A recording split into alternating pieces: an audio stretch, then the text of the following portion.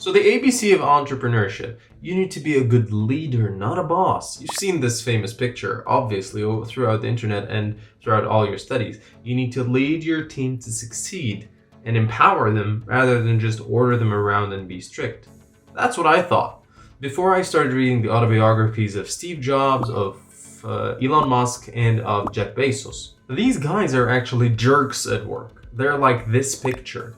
They're not nice per se when they work. And then I thought, is this how entrepreneurship is? Do I really have to be strict with the people I work with in order to have a company that is super successful? Well, before answering these questions, let me tell you a few examples of why these people, Steve Jobs, Elon Musk, and others, were jerks at work. The most famous example from Elon Musk is his assistant, Mary Beth Brown. What she did was she worked with him for 12 years. Then asked for a raise. You can't blame her, you've been working for 12 years, might as well. And what Elon did here shows that he is really focused on business regardless of other humans. So he asked her to take a vacation and tried to assess whether her job is necessary by doing it himself. And then after her vacation was over, he then realized he didn't really need her. So some sources online say that she was fired. I remember, I'm not sure of this, but I remember that what was in the autobiography that he offered her something else, like something with the same salary, or he didn't say okay to the raise. That's in the end. He just proposed something different that is not as good, and that's why she quit.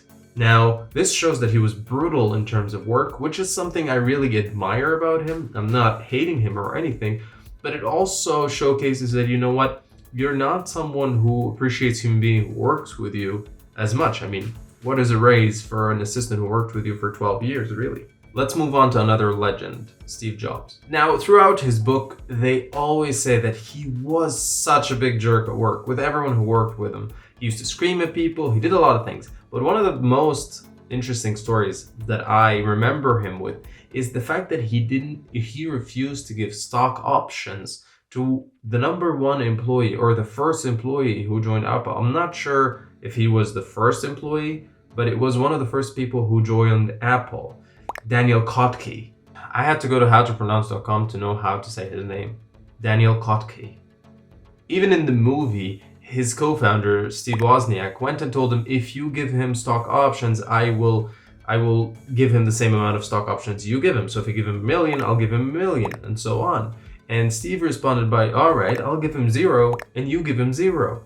So yeah, Steve Jobs was a legend, but he was quite brutal when it comes to work. If I had the opportunity to work with him, I would choose not to, because it's not really healthy to work with him. Yeah.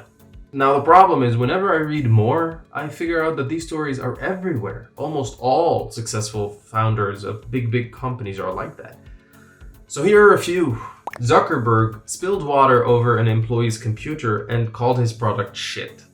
Bill Gates decreased the shares of Paul Allen in Microsoft when Paul was a little bit sick. And Paul was one of the first believers and friends ever since a long time with Bill Gates. Alan Nani, the founder of Albuzzy, asked you to subscribe to this channel. Did you see what I did there?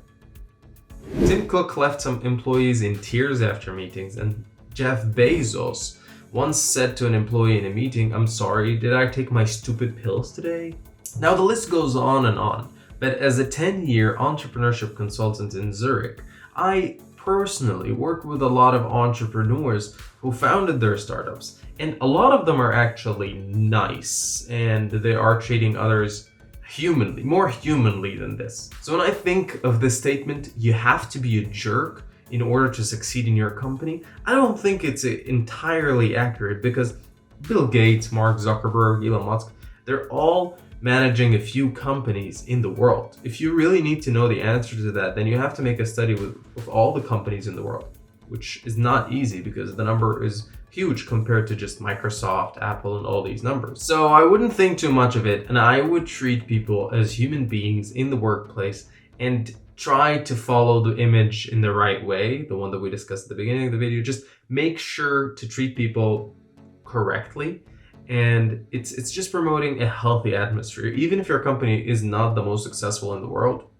why not? It's worth the experience, and the journey itself has to be pleasant for everyone on board. But what do you think? Is the world controlled by jerk founders? Are you one of those jerk founders, or do you feel a little bit, more of a jerk with people you work with? Would you call that strict per se? What are your thoughts? Let me know in the comments. And don't forget to have a wonderful day.